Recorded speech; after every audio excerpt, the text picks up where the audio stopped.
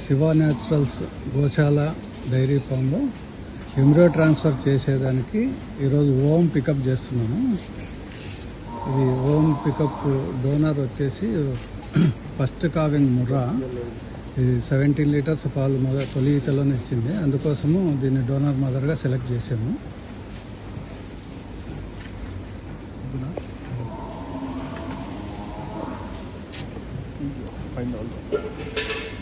కొంచెం దగ్గర జరపాలి, లేదా బఫలో నాకు జరపాలి. इस तरफ जाके भैंस को इस तरफ रखा देते ఓకేనా? इधर इस तरफ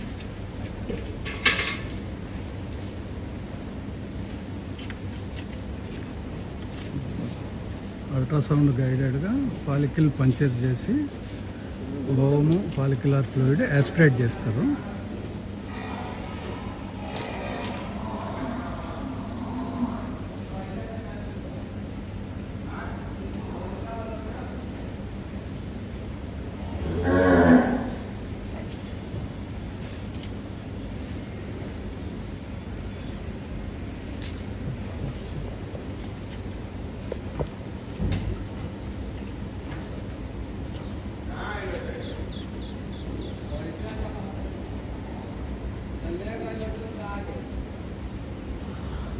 ఈరోజు పికప్ చేసిన ఓమ్స్ను ఐవీఎఫ్ చేస్తారు. కంట్రీస్ బెస్ట్ బుల్ సెక్సెడ్ సెమెన్తో ఐవీఎఫ్ చేస్తారు.